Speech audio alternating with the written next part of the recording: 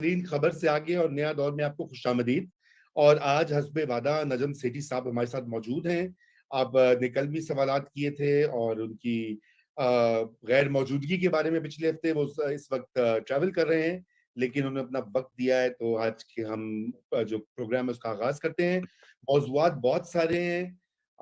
گفتگو کا آغاز ہم کریں گے جو ایاز امیر صاحب, جو کہ پاکستان کے معروف کالمنسٹ بھی ہیں, سیاست میں بھی رہے ہیں, ایم این اے بھی رہے ہیں, پولیٹیکل پارٹیز میں کافی ساری میں رہے ہیں, اور آج کل وہ ٹی وی پر بھی موجود ہوتے ہیں. ان کے اوپر ایک نامعلوم افراد نے حملہ کیا, ان کو فزیکلی اسالٹ کیا اور ہراس کیا. ایک تو اس کے اوپر ہماری بات ہوگی. اس کے بعد پروگرام میں آگے بڑھ کر ہم جو اس وقت مفتاح اسماعیل پر نون لیگ کے اندر سے جو تنقید ہو رہی ہے, خواجہ آصف نے ایک ٹویٹ میں اس کا ذکر بھی کیا ہے, اس کے اوپر بھی کچھ بات کریں گے. اور عمران خان صاحب پریڈ گراؤنڈ راولپنڈی میں ایک جلسہ بھی کر رہے ہیں. آج ہی کے دن, آج ہی کی رات یہ سلسلہ جاری ہے, اس کی بھی ہم بات کریں گے. اور ادھر سے رانا ثناء اللہ کا بڑا سخت رسپانس آیا, انہوں نے کہا کہ ضرورت پڑی تو جو ہے آنسو گیس, دوبارہ سے تازہ آنسو گیس کا استعمال کریں گے. اور فائنلی سپریم کورٹ کا جو تفصیلی فیصلہ آ گیا ہے پنجاب کے وزیر اعلیٰ کے انتخاب کے اوپر. یہ معاملہ پنجاب گورنمنٹ کا ٹنگا ہوا تھا, آپ کو پتہ ناظرین, ابھی بھی ٹنگا ہوا ہے. عدالتوں نے اس میں بالکل میڈلنگ کر کے, اور وہ انہوں نے بہت سارے اختیارات جو اسمبلیوں کے پاس ہوتے ہیں, جو پولیٹیکل ایگزیکٹو کے پاس ہوتے ہیں, وہ انہوں نے کچھ لوگوں کا کہنا ہے ماہر قانون کا کہ وہ انہوں نے اپروپریٹ کر لیا, یہ ہتھیار لیے. اب یہ کس حد تک صحیح ہے کہ نہیں, اور بنے گا کیا پنجاب گورنمنٹ کا, فیڈرل گورنمنٹ کا, ظاہری بات ہے سیٹھی صاحب سے ہم بڑی سوالات بھی کریں گے. آج کی خبریں تو ہوں گی ہی زیر بحث. تو ایاز امیر صاحب سے سٹارٹ کرتے ہیں. سیٹھی صاحب, آپ نے دیکھا ہوگا ان کی فوٹیج بھی آ گئی ہے, امیجز بھی آ گئے ہیں, بڑے ڈسٹربنگ ہے. اور ظاہری بات ہے ہم تو کنڈیم کرتے ہیں اس طرح کا بیہیویئر, لیکن آپ یہ تھوڑا سا اس کے اوپر روشنی ڈالیں کہ یہ معاملہ ختم ہو جانا چاہیے تھا, لیکن یہ تو دوبارہ سے وہیں پہ ہم جس پچھلے دور میں ہم نے دیکھا 3-4 سال یہ متواتر ہوتے رہے اس طرح کے اٹیکس اور ابڈکشنز, اور ابصار عالم کو تو گولیاں لگ گئی. تو ذرا اس کے اوپر کیا کامنٹ ہوگا آپ کا؟ جی شکریہ رضا. جی ایکچولی یہ جو ہوا ہے یاس کے ساتھ, کوئی پہلی دفعہ تو نہیں ہے کہ ایسی کوئی چیز ہوئی ہے کسی ایک صحافی کے ساتھ. البتہ یہ ضرور ہے کہ سوشل میڈیا کے دور میں جب اس قسم کی چیز ہوتی ہے تو پھر ظاہر ہے اس کا بہت بڑا بیک لیش آتی ہے اور بہت پبلسٹی ہوتی ہے اس کی. اور مگر میں آپ کو تھوڑے سے اگزامپلس دیتا ہوں. میں جانتا ہوں ان جرنلسٹ کو جنہوں نے کوئی آرٹیکل کسی اخبار میں لکھ دیا, 5-6 سال کی بات ہے, 7 سال کی بات ہے, 10 سال کی بات ہے, مشرف صاحب کے زمانے کی بات ہے. ان کو راستے میں سے اٹھا لیا گیا, کسی کے سر کو شیو کر دیا گیا, کسی کو تھپڑ وپڑ مار کے 3-4-6 گھنٹے کے لیے ڈسپیئر کر دیا گیا, پھر کسی فارسٹ کے باہر کہیں چھوڑ دیا گیا, اور وہ آ کے ہسپتال چلے گئے اور انہوں نے کوئی آگے سے بات نہیں کی, بس ڈسپیئر تھے اور انہوں نے کوئی الزام نہیں لگایا, کوئی کچھ نہیں کیا, مگر سب کو پتا تھا کہ وجہ کیا ہے. اور یہ ہمیشہ اسی صورت میں ہوتا تھا, دھمکی آتی تھی یا فزیکل اسالٹ ہوتی تھی یا کچھ عرصے کے لیے وہ ڈسپیئر ہو جاتے تھے. یہ تو 10-15 سال سے یہ چل رہا ہے, 10 سال سے تو چل ہی رہا ہے. مگر کیونکہ سوشل میڈیا کا دور نہیں تھا تو یہ چیز کو حش اب کر دیا جاتا تھا, اور جو صحافی تھے ان کو بھی یہ کہا جاتا تھا کہ آپ نے بات نہیں کرنی, چپ کر جاؤ, نہیں تو اس سے اگلی دفعہ second round will be worse. پھر ریسنٹ ٹائمز کے اندر آپ نے دیکھا کہ حامد میر نے بھی اس قسم ان کے اوپر بھی حملے ہوئے, اور پھر آپ نے دیکھا جو کہ حال ہی کے اندر کچھ صحافی جو تھے متی اللہ جان وغیرہ, ان کو ڈسپیئر بھی کیا گیا, اسد طور کو دھمکیاں بھی دی گئی, اور ہر قسم کی چیز ہوتی رہی ہے یہاں. تو یہ کوئی پہلی دفعہ تو نہیں ہے کہ اس قسم کی کوئی چیز ہوئی ہے. بہت سے اس وقت ہمارے سوشل میڈیا کے ایکٹیوسٹ جو ہیں وہ پاکستان سے ہٹ کے چلے گئے ہیں باہر ایگزائل میں, کچھ ڈسپیئر ہو گئے تھے, پھر واپس آئے, پھر باہر چلے گئے, کچھ باہر بھی نہیں سروائیو کر سکے, وہاں بھی ایکسیڈنٹس ہو گئے اینڈ سو آن. تو بات یہ ہے کہ یہ کوئی نئی بات نہیں. البتہ جو نئی بات اس میں جو ہے وہ یہی ہے کہ یہ اب سوشل میڈیا اتنا ایکٹیو ہے کہ جب بھی ایسی کوئی چیز ہوتی ہے تو امیڈیٹ ریئیکشن آتا ہے. یہ پہلی بات. دوسری بات یہ ہے کہ یہ ہوتا کب ہے؟ یہ ہوتا اسی وقت ہے جب آپ اسٹیبلشمنٹ کو کرٹیسائز کرتے ہیں یا نام لیتے ہیں اور آپ کے پیچھے کوئی بڑی سیاسی جماعت نہیں کھڑی ہوتی اور آپ اکیلے رہ جاتے ہیں. عمران خان جیسی جماعت آپ کے ساتھ نہیں ہوتی یا عمران خان تو جو مرضی کہہ لیں ان کو تو کوئی ہاتھ نہیں لگاتا, مگر اگر آپ اور ہم کچھ کریں گے تو پھر ظاہر ہے کوئی نہ کوئی کانسیکوینسز ہوں گے. اسی لیے ہمیں بڑا خیال سے بات کرنی پڑتی ہے اگر ہم اپنی سیفٹی اور سیکیورٹی چاہتے ہیں. اب ایاز نے اس دن کیا بات کی, میں نے ان کی پوری سپیچ سنی ہے. Ayaz was a respected columnist, بڑے انڈیپینڈنٹ قسم کے کالمنسٹ ہیں. کبھی ایک پوزیشن لے لیتے ہیں, کبھی کوئی اور پوزیشن لے لیتے ہیں, مگر that's according to his conscience. جب وہ فیل کرتے ہیں کہ یہ ٹھیک ہو رہا ہے تو کہتے ہیں, نہیں ٹھیک تو نہیں کہتے. اور ان کے اپنے بھی لائکس اینڈ ڈس لائکس ہیں, اور انہوں نے سیاست بھی کی ہے, ایم پی اے بھی رہے ہیں میرا خیال ہے, اور ایک سیاسی جماعت کے ٹکٹ کے اوپر. پھر ٹکٹ نہیں ملا تو ناراض بھی ہو گئے اینڈ سو آن. تو مگر ہے وہ کالمنسٹ, ایک ایکس کالمنسٹ رہے ہیں ڈان کے اندر, انریسپیکٹڈ.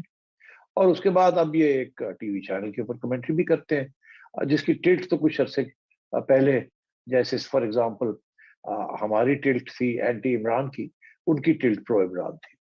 تو اس قسم کی چیزیں چلتی ہیں جرنلزم میں اندر, ٹلٹس تو ہوتی ہیں, سمپتیز تو ہوتی ہیں, اٹانومی تو ہوتی ہے, اور اپنی بندے پوزیشنز بھی چینج کرتے ہیں. تو اب اس اسپیچ کے اندر ایاز نے کچھ اسٹیبلشمنٹ کے اوپر ڈائریکٹ کچھ باتیں کی ہیں, sins of omission and commission, کچھ حوالے دیے ہیں اور کچھ باتیں کی ہیں.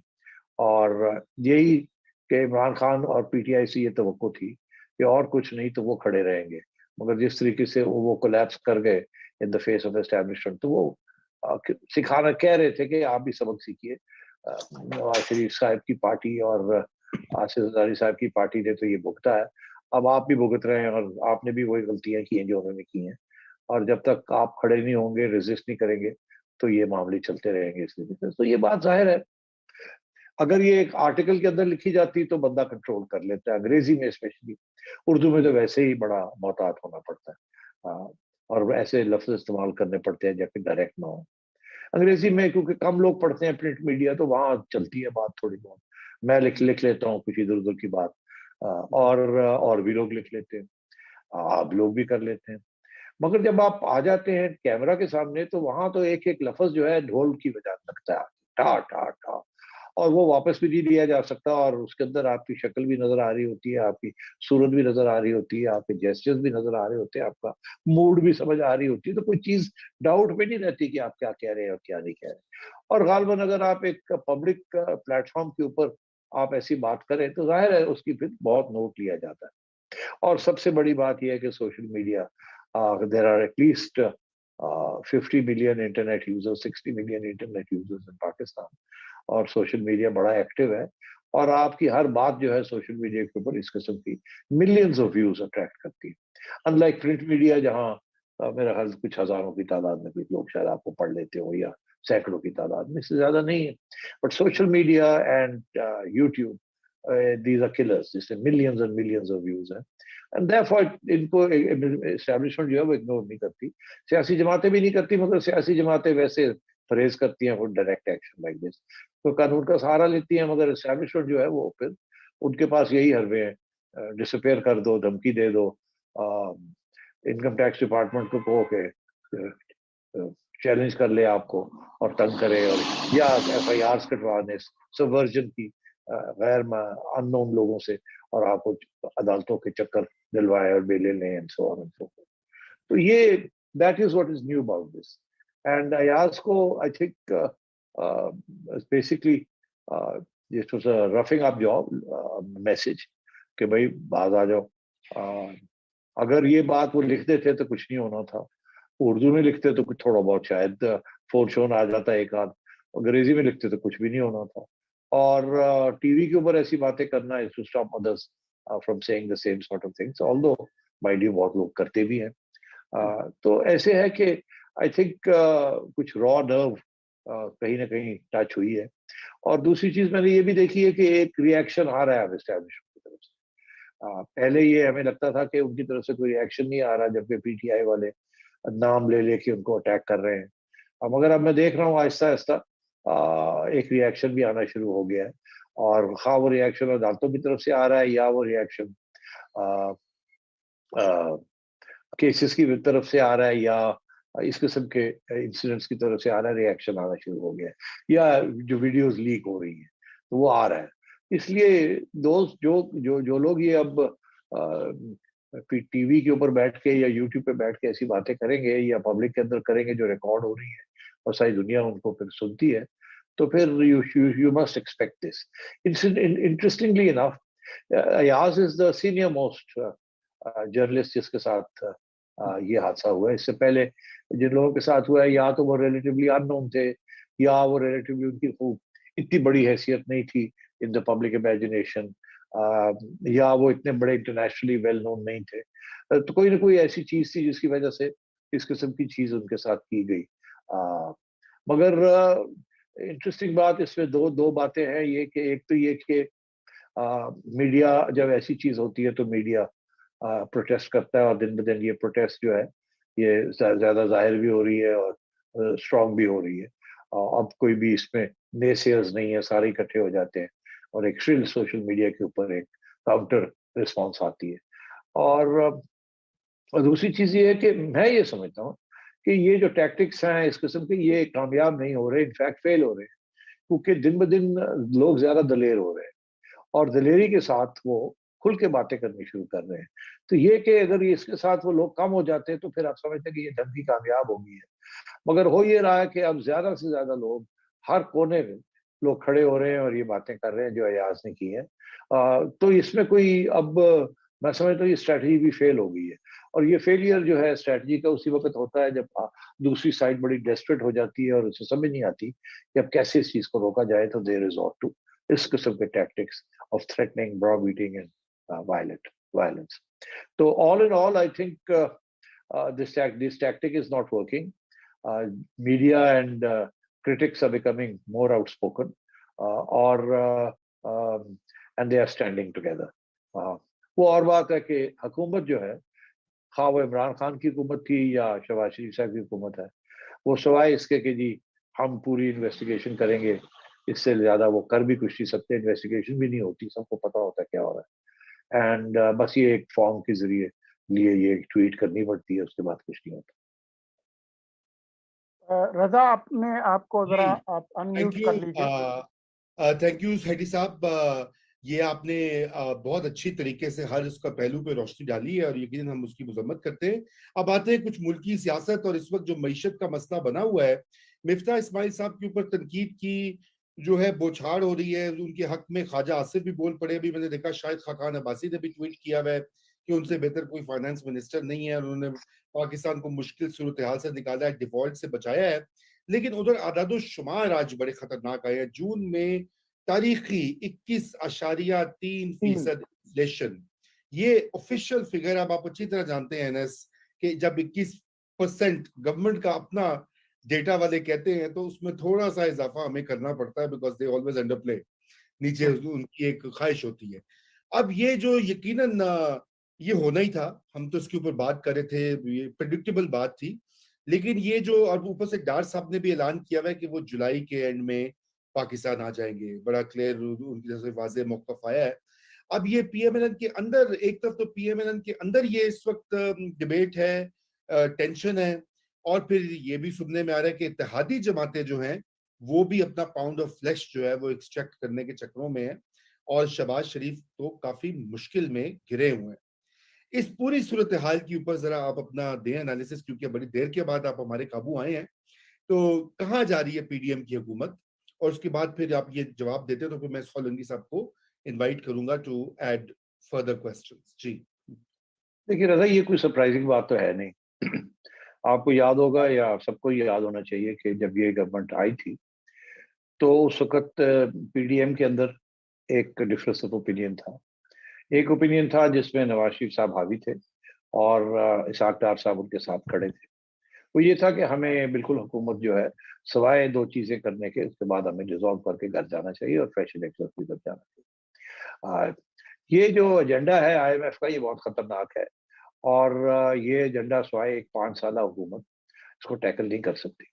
جس حکومت نے آگے جا کے الیکشن فیس کرنا ہے، یا 2 مہینے کے اندر کرنا ہے یا 12 مہینے میں کرنا ہے، وہ اس ایجنڈے کو ٹیکل نہیں کر سکتی، وہ بہت نقصان ہو جائے۔ یہ میاں صاحب کا یہ موقف تھا اور یہی اسحاق ڈار صاحب کا موقف تھا۔ اس وقت جو لوگ PDM میں تھے وہ تو سارے چاہتے تھے کہ ہم حکومت پر جائیں اور تھوڑی بہت اس کا فائدہ اٹھائیں اپنے کنسٹیٹیوئنسیز کے لیے، مگر ذمہ داری ہم نہ لیں، ذمہ داری نون لیگ لے۔ شہباز شریف صاحب بڑے کین تھے کہ میں یہ کرنا چاہ رہا ہوں، میرا خیال ہے انہوں نے یہ سوچا ہوگا کہ یہ میری آخری بار ہے، اگر اب بھی میں پرائم منسٹر نہ بنا تو پھر میں کب بنوں گا، تو یہ موقع لینا چاہیے، اور اپنے میں کانفیڈنس تھا کہ ہم ہینڈل کر لیں گے یہ سب چیز کو۔ البتہ یہ ضرور تھا کہ ہمیں کم از کم 15 مہینے 16 مہینے ملنے چاہیے، ہم اس کو ٹرن اراؤنڈ کر لیں گے۔ اور پھر اس وقت اسٹیبلشمنٹ کا بھی یہ تقاضا تھا کہ آپ یہ کریں، نیشنل انٹرسٹ پہ آپ کریں، پارٹی انٹرسٹ کو مت سوچیں، ہم نے آپ کو موقع دیا، اب آپ بھگتائیں اس چیز کو۔ تو یہ دونوں چیزیں تھیں۔ اس سچویشن میں مفتاح اسماعیل صاحب کا جو پوزیشن تھی وہ شہباز شریف صاحب کے ساتھ کھڑے ہونے کی تھی اور اسٹیبلشمنٹ کے ساتھ کھڑے ہونے کی تھی۔ انہوں نے یہی فیصلہ کیا تھا کہ یہ کام کرنے والا ہے، یہ ہم کریں گے، ہم کر سکتے ہیں، ہم بھگت لیں گے، اور اگر ہم نہیں کریں گے تو ملک کا بہت بڑا نقصان ہو جائے گا۔ انہوں نے نیشنل انٹرسٹ میں انہوں نے سیاست نہیں کی، انہوں نے اکنامکس کی، کہ اکنامکلی یہ بڑی ضروری ہے، نہیں تو فائنینشیل ڈیفالٹ ہو جائے گا، تو پھر ملک کا کیا ہوگا؟ ہم تو ہیں مگر ملک کا کیا ہوگا؟ یہی اسٹیبلشمنٹ کہہ رہی تھی، اور شہباز شریف صاحب بھی اسی چیز کو پسند کر رہے تھے کہ ٹھیک ہے، موقع ہے، آپ کرتے ہیں، کوئی بات۔ اس وقت بھی ڈار صاحب نے، میرے ان کے مطابق ڈار صاحب نے سمجھایا تھا اور نواز شریف صاحب نے سمجھایا تھا کہ دیکھیے، آپ کو احساس نہیں ہے کتنی خطرناک موڑ پہ ہم آ گئے ہیں، یہ مت کریں، آپ گھر آ جائیں، الیکشن کی طرف جاتے ہیں۔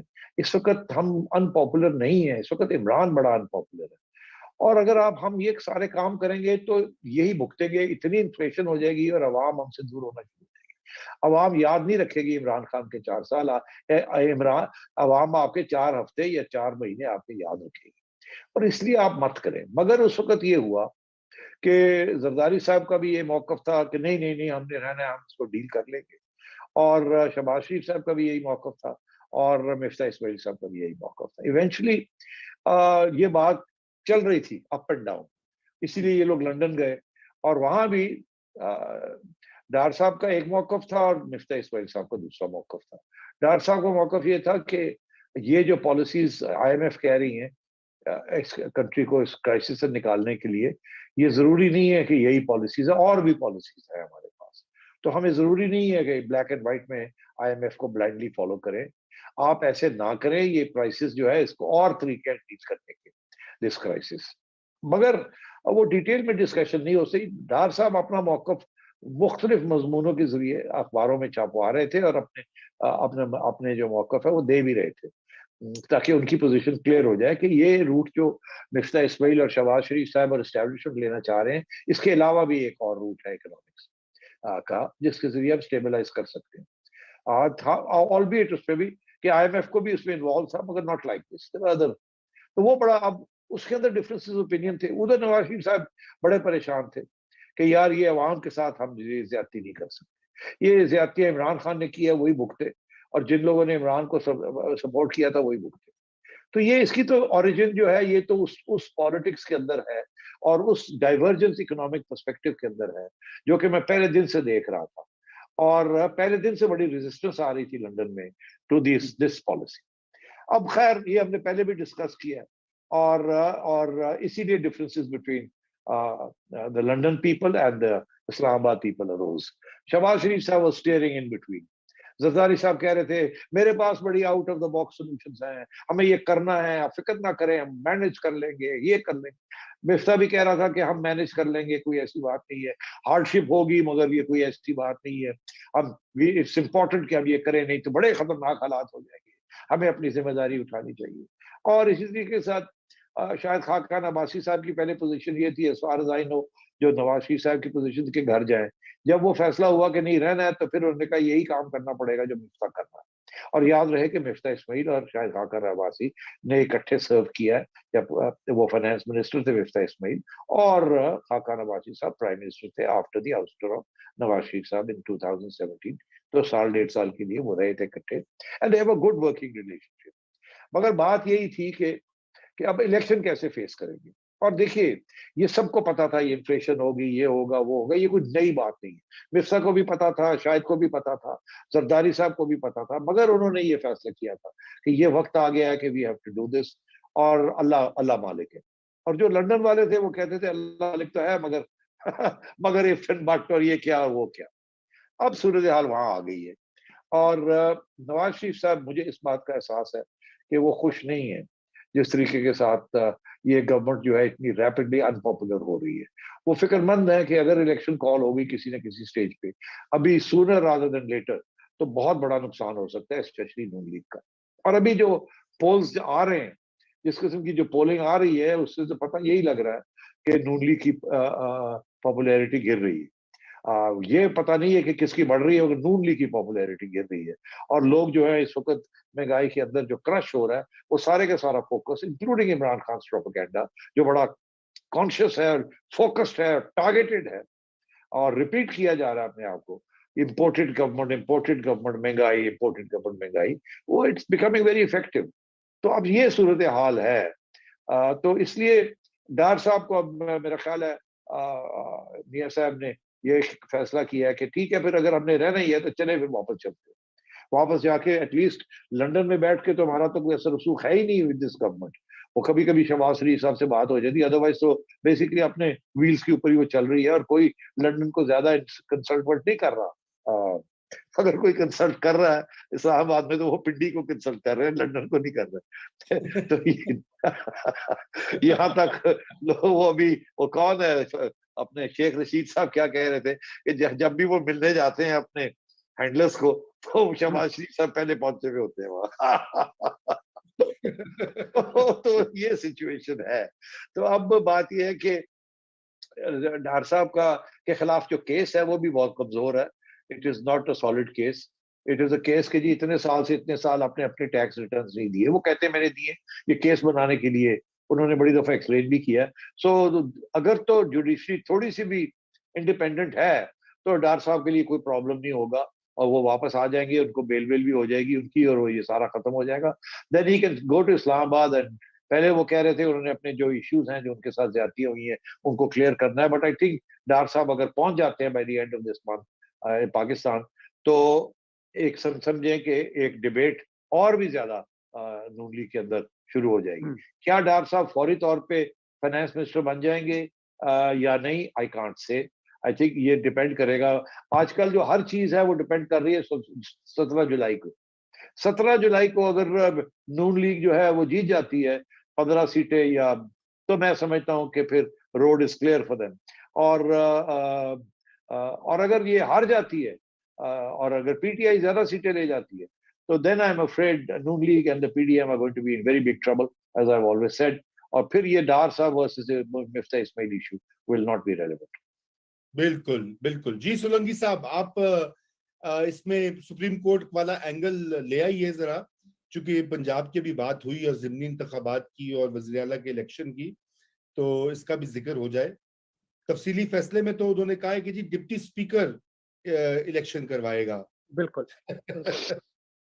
سیٹھی صاحب، بات یہ ہے کہ کل جو سپریم کورٹ کا فیصلہ آیا ہے، آج تفصیلی فیصلہ آ گیا ہے، اور اس سے پہلے لاہور ہائی کورٹ نے جو فیصلہ دیا.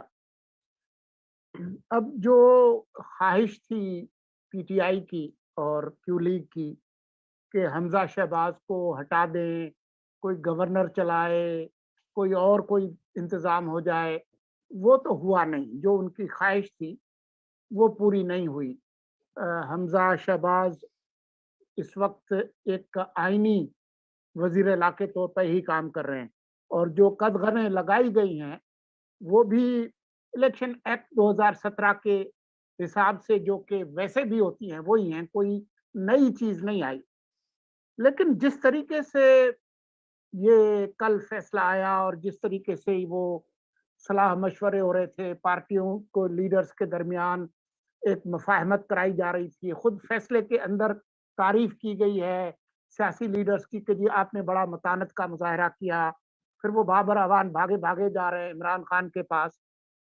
تو اس پہ آج کئی لوگوں نے تبصرہ بھی کیا ہے کہ یہ، اور کل بھی کیا، کہ یہ جو جرگا ٹائپ اور پنچایت والا جو سلسلہ ہے یہ ٹھیک نہیں ہے، اور یہ ایک طرح سے پیداوار ہے 17 مئی کا جو 63A کا فیصلہ ہے.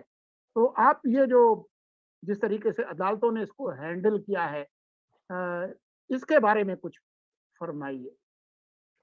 دیکھیے یہاں دو ایشوز ہیں. پہلا ایشو ہے دی پولیٹیسائزیشن آف جوڈیشری اینڈ دوسرا ایشو ہے دی جوڈیشلائزیشن آف پالیٹکس.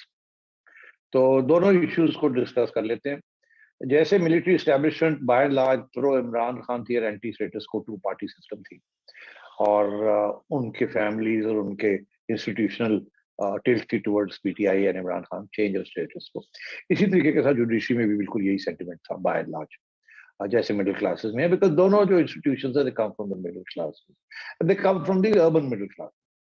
تو اس لیے وائل عمران خان جب وہ پاور میں تھے تو جوڈیشری نے فلی ان کو سپورٹ کیا، اور اپوزیشن جو تھی ان کی کوئی بات نہیں مانی، اور ہر بات پہ وہ یا اسٹیبلشمنٹ کی یا عمران خان کی بات مانتے تھے، اور ان کو لمبی چھٹی دی ہوئی تھی اور ڈیل دی ہوئی تھی.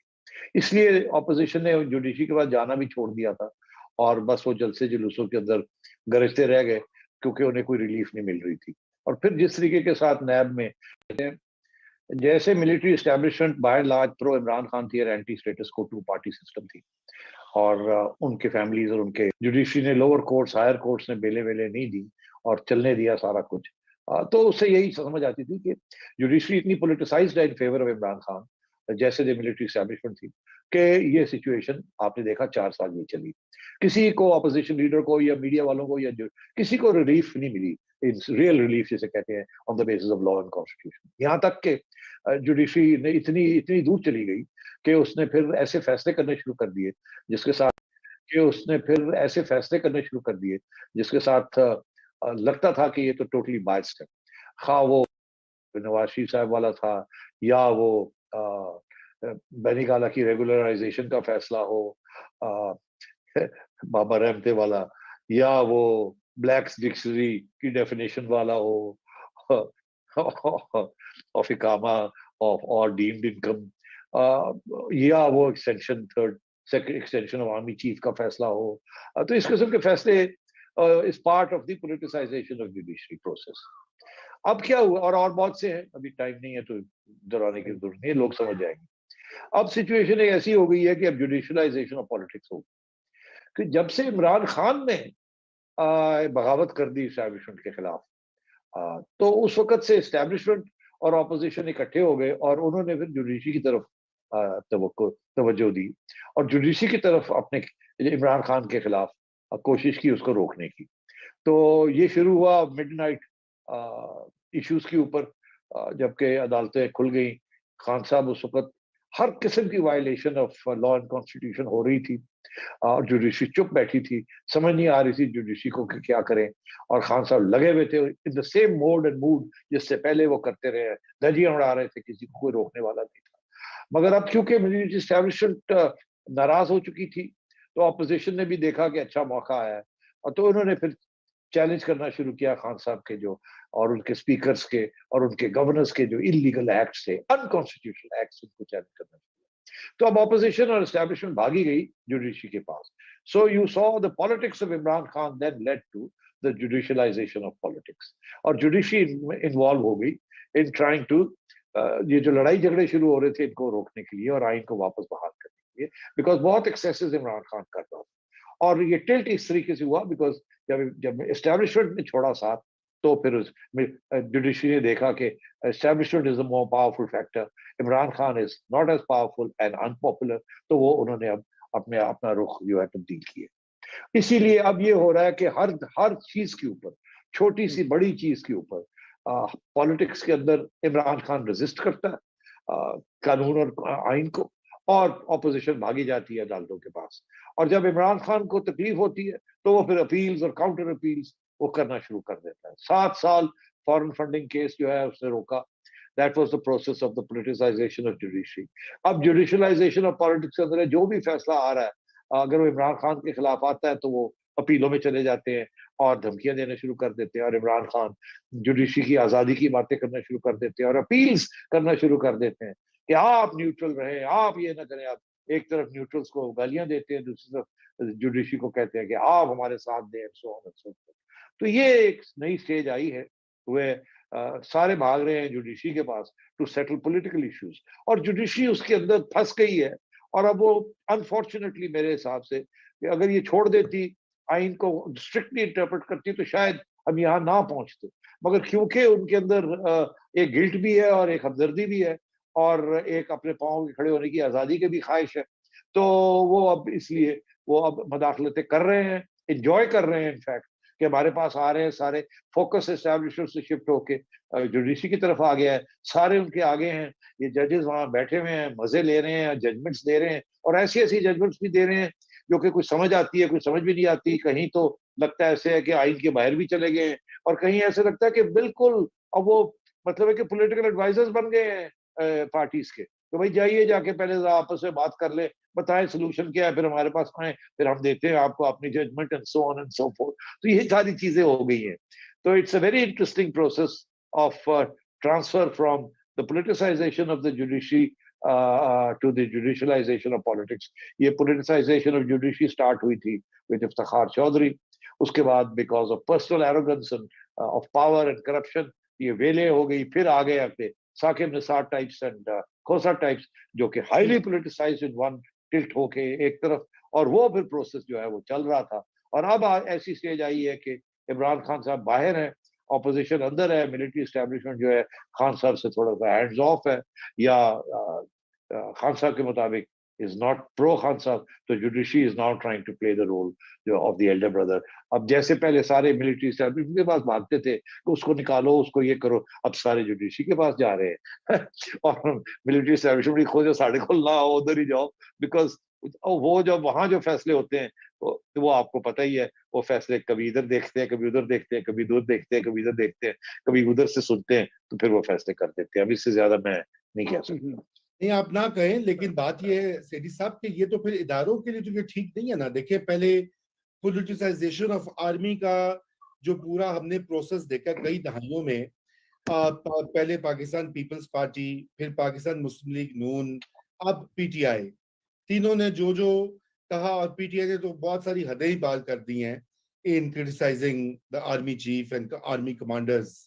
अयाज अमीर साहब का पहले जिक्र हो रहा था, वो अब हमने उसके मुंदरजात पे तो बात नहीं की कि उन्होंने इमरान खान साहब को भी खरी खरी सुनाई। उन्होंने कहा अपने मुल्क को प्रॉपर्टी डीलर्स के हवाले कर दिया था। अल्लामा इकबाल और कायदे आजम की तस्वीरों की जगह दो बड़े प्रॉपर्टी डीलर्स की लगा दें। और उन्होंने ये भी कहा कि आप एक एक्सटेंशन क्यों दी आपने, देखे ना, ये बड़ी बात है। और फिर उसके बाद उन्होंने वो भी कह दिया कि डीएचए की जमीन जो है वो, डीएचए का शौक पूरा नहीं होगा, जमीन कब पड़ जाएगी और ये हो जाएगा और वो हो जाएगा।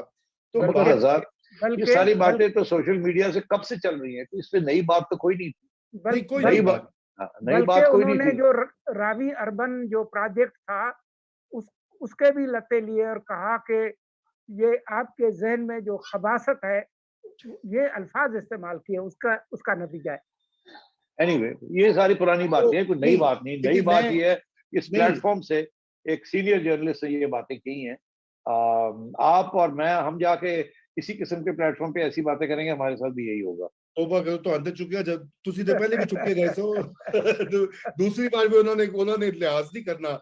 अच्छा, नहीं देखिए, मैं आपको ये बताऊं, लिहाज होता है, लिहाज होता है। अगर आप वेल नोन जर्नलिस्ट हो तो फिर लिहाज करना पड़ता है, अगर आप इतने वेल नोन ना हो तो कम लिहाज होता है। ये अनफॉर्चुनेट चीज है, और ये है।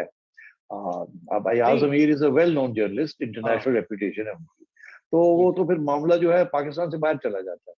इसी के साथ आप लोग जो है, you are all well known journalist, you have constituencies outside Pakistan, आपको कोई हाथ लगाएगा तो दुनिया में बड़ा शोर पड़ेगा।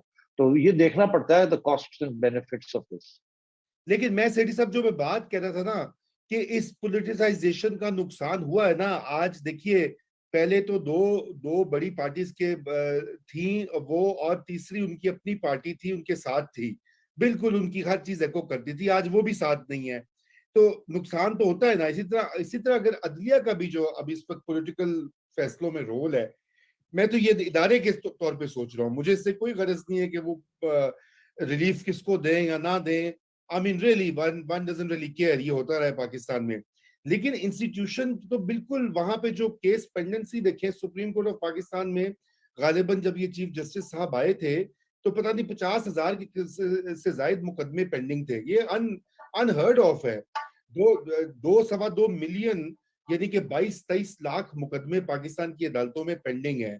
وہ ایک جو اصل کام ہے کرنے والا وہ تو الگ ہے, اس کی وجہ سے بھی لوگ تنگ ہیں, وکیل تنگ ہیں, لیٹیگنٹس تنگ ہیں, عوام تنگ ہے, زمینوں کے مسئلے پھنسے ہوتے ہیں لوگوں کے. 60% کیسز زمینوں سے لنکڈ ہیں. اور صرف یہی نہیں رضا, 63A جس پر فیصلہ دیا 17 مئی کو, اس کے خلاف ایک petition supreme court bar association اور پاکستان بار کاؤنسل کی پینڈنگ ہے. اس کا ابھی کوئی پتہ نہیں. دیکھیے لیٹس بی اسٹریٹ. بات یہ ہے کہ بہت دفعہ یہ ایشو کھڑا ہوا ہے کہ بیکاز ہم ویسے ہی کلونیل سوسائٹیز جو رہی ہیں, بڑی لیٹیگس قسم کی سوسائٹیز ہیں اسپیشلی انڈیا پاکستان میں. یہاں تو ہر بندہ کوئی پٹیشن دے ایکسیپٹ ہو جاتی ہے, اسی لیے اتنی پٹیشنز ہیں جو کہ پینڈنگ رہ جاتی ہیں. دوسری ہے شارٹیج آف ججز, تیسری ہے کمپیٹنس آف ججز. یہ سارے ایشوز اپنی جگہ پہ ہیں, مگر ایک ایشو جو ہے جس کے اوپر ایجوٹیشن ہوئی ہے مگر جوڈیشری نہیں مانتی یا گورنمنٹس نہیں مانتی یا ہوتا نہیں ہے, دیٹ از کہ اگر اتنی judicialisation of politics and politics of judicialisation ہے تو پھر آپ ایک کانسٹیٹیوشنل کورٹ کیوں نہیں اس کو سپریم کورٹ کو کانسٹیٹیوشنل کورٹ کیوں نہیں بنا دیتے؟ اس سے take away all the review powers of all other judgments. یہ 51 کیسز جو آپ کہہ رہے ہیں ان کو چھوڑ دیں. یہاں دنیا میں ایسے نہیں ہے کہ سپریم کورٹ جو ہے ہر قسم کی چیز جو ہے وہ جو ہے انڈر ABCD 184 فلانا ڈنگڑا ہر چیز جو ہے وہ کہتے ہیں ہم دیکھ لیں گے. یہ پاور نہیں ہونی چاہیے. Supreme court should be a constitutional court. Constitutional matters جو ہیں وہ دیکھیں اور ڈسپوز آف کریں لائک دس. مگر سیٹھی صاحب یہی ڈیموکریسی میں وعدہ کیا تھا دونوں جماعتوں نے کہ ہم سپریم کورٹ ہم ایک کانسٹیٹیوشنل کورٹ بنائیں گے اور جس میں ریپرزنٹیشن ہوگی چاروں فیڈریٹنگ یونٹس کی, اور وہ کانسٹیٹیوشنل میٹرز کریں گے اور باقی دوسری کورٹ ہو. ہاں مگر کیوں نہیں ہوا؟ آپ کا خیال ہے کہ یہ صرف سیاسی جماعتوں کی ذمہ داری تھی یا یہ عدالت, یہ سپریم کورٹ اور ججز بار اینڈ بینچ کی بھی یہ ذمہ داری تھی کہ وہ اس کو سپورٹ کرتے؟ میرا خیال ہے اس کے لیے سپورٹ بار اینڈ بینچ سے نہیں آیا جس قسم کا آنا چاہیے تھا. اس میں دونوں کے ویسٹڈ انٹرسٹ ہیں ٹو لیٹ تھنگز بی. اب دیکھیے نا فیڈرل شریعت کورٹ بنا ہوا ہے, پھر مطلب اپیلیٹ شریعت کورٹ بنا ہوا ہے, پھر یہ سارے they're all into everything. یہ کوئی طریقہ تو نہیں ہے. اوپر سے پھر اسلامک جورسپروڈنس چل رہی ہے, ساتھ ساتھ اینگلو سیکسن جورسپروڈنس چل رہی ہے. مطلب اتنی بڑی chaos and confusion میں نے کسی سوسائٹی میں about law نہیں دیکھی جتنی یہاں ہے. اسی لیے ایوری بڈی کوئی نہ کوئی یہ کلچ کرتا ہے, کوئی یہ پکڑتا ہے نقطہ, کوئی وہ نقطہ پکڑتا ہے, اور یہ سارا کچھ ہو رہا ہے. جب بھی ہم بات کرتے ہیں reform of judiciary and the law and constitution, وہ آ جاتا ہے جی اتنے کیسز پینڈنگ ہیں, اس کو کیسے کم کرنا ہے, ججز اور بڑھا دیں, یہ کر دیں, وہ کر. یہ کوئی نہیں دیکھتا کہ بہت سی ایسی چیزیں ہوتی ہیں جن کو سننے کی ضرورت ہی نہیں ہوتی. They should be dispensed with at the lower level. All over the world the mechanisms آ کے اس قسم کی نانسنس قسم کی اپلیکیشنز جو ہیں وہ انٹرٹین ہی نہیں ہوتی, اور اگر ہوتی ہیں تو at a very low level ہوتی ہے اور وہی ختم ہو جاتی ہیں, تاکہ یہ سارا معاملہ جو ہے یہ یہاں تو اپیل اگینسٹ آپ کے 10 ایکڑ کی زمین ہے, وہ آپ نے چوری کی ہے, وہ آپ کا جس سے چوری کی ہے وہ لینا چاہتا ہے, اس کے حق میں ججمنٹ آ جاتی ہے, آپ لگے ہوئے ہیں لائرز لے کے, کبھی آپ جا رہے ہیں ہائی کورٹ جاتے ہیں, پھر آپ سپریم کورٹ جاتے ہیں, پھر ہائی کورٹ کی اپیل, پھر ڈویژن بینچ. مطلب واٹ از دس نانسنس؟ یہ سب ختم ہونا چاہیے. They should be a simplified swift justice procedure. مگر نہ بار نہ بینچ اس کو سپورٹ کرتا ہے. سب کی روٹیاں لگی ہوئی ہیں اپیلوں کے اندر اور کیسز کو لمبا کرنے میں, سب کی روٹیاں لگی ہوئی ہیں اس کے اندر. جی بالکل روٹیاں لگی ہوئی ہے. اچھا اب میں کیا کہوں اس کے آگے. اچھا میں عمران خان صاحب ابھی جلسے سے خطاب بھی کر رہے ہیں, اپنی باتیں دہرا رہے ہیں, وہ کوئی میرے خیال سے ہمیشہ کی طرح ہاں ان کی تو پلے بک بڑی کلیئر ہے. آپ کو پتا انہوں نے کیا کہہ دیا, انہوں نے سازش کہنا ہے, نیوٹرلز کہنا ہے, معیشت تباہ ہو گئی, مہنگائی ہو گئی. میں تو پاکستان کو 4 چاند لگا رہا تھا. لیکن یہ اس کے ساتھ ساتھ ایک یہ سوشل میڈیا پہ ایک مبینہ آڈیو لیک ہوئی ہے جو کہ منسوب کی جا رہی ہے سابق فرسٹ لیڈی سے کہ وہ پی ٹی آئی کے کسی ڈیجیٹل جو ہے ہیڈ سے بات کر رہی ہیں. ویسے مجھے تو آوازیں ٹھیک نہیں لگ رہی, لیکن ہم یہ سنا دیتے ہیں آپ کو اور سولنگی صاحب کو, تاکہ اور ناظرین بھی دیکھ لیں. یہ بہت اس وقت وائرل ہو رہی ہے یہ آڈیو کلپ. ذرا اس کو پلے کیجئے آڈیو کلپ, تاکہ یہ اس کے اوپر ہم اس کے اوپر ذرا بات کرتے ہیں. اگر یہ وہ کیریکٹرز نہیں بھی ہیں تو اسٹریٹجی تو کم از کم یہی رہی ہے. جو میں نے خان صاحب نے آپ کو کہا تھا نا کہ غداری کا وہ جو آپ نے ہیش ٹیگ کر کے کرنا ہے, اتنے لوگوں کا فون آیا ہوا تھا کہ آپ کا سوشل میڈیا بہت ایکٹیو تھا اور ایک ہفتے سے بالکل ایکٹیو نہیں ہے. تو کیوں ہے بیٹا؟ آج کل تو آپ لوگوں کو بہت ایکٹیو ہونا ہے. اچھا جی, ایکچولی کل نا ٹھیک ہے, اب میری بات جی جی, یہ جیسے علیم خان ہے, ایسے کتنے بھی لوگ ہیں جو بہت آ کے میرے خان صاحب کے حوالے سے بولیں گے. ٹھیک ہے, انہوں نے آگے اس سے بھی زیادہ گند ڈالنا ہے. وہ جو میری ساتھ وہ بچی ہے فرا, اس کے اتنا گند ڈالنا ہے, لوگوں کی گواہی بھی دیں گے. آپ نے اس کا کوئی ایشو نہیں بنانا, ان سب کو لنک کر دینا ہے غداری کے ساتھ. اوکے جی, یہ پری پلانڈ ہے. ٹھیک ہے, ٹھیک ہے جی. یہ جو علیم خان ہے, یہ جو سب بولیں گے نا, یہ ساری ایک پلاننگ کے تحت ہیں. تو آپ نے ان کو لنک کر دینا ہے غداری کے ساتھ. اپنے سوشل میڈیا میں لیٹر کو اٹھانا ہے کہ ہمیں پتا ہے کہ وہ لیٹر صحیح ہے. ٹھیک ہے, اور ہمیں پتا ہے کہ غداری کی وجہ سے یہ سب اکٹھے ہو گئے, اور یہ اپنے آپ کو بچانے کے لیے یہ غداروں کے ساتھ مل گئے. اور غدار باہر کی قوتیں بھی ہیں اور سب, وہ سارا آپ کو پتا ہے. ٹھیک ہے, ٹھیک ہے جی. اب یہ پتہ لگ گیا. آج آپ نے یہ روس کا اٹھانا ہے کہ دیکھو ان کو پتا ہے کہ ملک میں خان کے ساتھ غداری ہو رہی ہے اور ملک کے ساتھ ہو رہی ہے, اور یہ ان کا بیان دیکھیں. اس کو آپ اپنے لفظوں میں, اس کو آپ نے سونے نہیں دینا اس کو. ٹھیک ہے جی, بالکل صحیح ہے. تو ٹرینڈ بنا دینا ہے کہ ان کو بھی پتا ہے کہ ملک اور خان کے ساتھ غداری ہو گئی ہے. دیکھیں آج ان کے بیان آیا جی. اچھا, اس طرح دوسرا میں نے آپ کو کہنا تھا, مجھے اور جو وہ فرا ہے نا, اس کے بارے میں بہت انہوں نے گند اڑانا ہے. اس پہ بھی آپ اس کو بھی آپ نے لنک کر دینا ہے کہ ہمیں پتا ہے کہ یہ غدار کون کر رہا ہے. بالکل جی, اس کو اسی طرح کریں گے نا کہ یہ تو سارا اس وجہ سے ہی کر رہے ہیں کیونکہ اپنے خود غدار ہیں, اور اس وجہ سے اور اس طرح کے الزامات اس کو پکڑنا چاہ رہے تھے, اس کو یہ پکڑنا چاہ رہے تھے کہ یہ چکر کیا ہے کہ خان صاحب جو ہر چیز میں سے نکل رہے ہیں اور ان کو چیزیں پتہ کیسے ہوتی ہیں. جی, اب یہ منسوخ تو کی جا رہی ہے ان کے ساتھ. یہ ظاہری بات ہے کہ اس کے اوپر کوئی حتمی ہم اس وقت تک رائے نہیں دے سکتے جب تک اس کی باقاعدہ فورنسک آڈیٹنگ ہو اور یہ آوازیں پہچانی جائے. لیکن جو باتیں کہی جا رہی ہیں, کوئی بھی کر رہا ہو, تو اسٹریٹجی تو بڑی کلیئر یہی رہی ہے. یہ ایک طرح سے ثبوت سامنے, ایک کنفرمیشن آئی ہے. جی سیٹھی صاحب کیا کہیں گے آپ؟ دیکھیے, چڑیا تو کچھ عرصے سے چکر لگا کے آ رہی ہے اور کہہ رہی ہے کہ جن حلقوں کے پاس ایسی فیسلٹیز ہیں ٹیپ کرنے کی اور ریکارڈ کرنے کی, کہ ان کے پاس بہت کچھ ہے, وہ آہستہ آہستہ نکالیں گے, they'll hit back. اور تو وہی ہو رہا ہے آہستہ آہستہ. آپ دیکھ رہے ہیں ہٹنگ بیک ہو رہی ہے.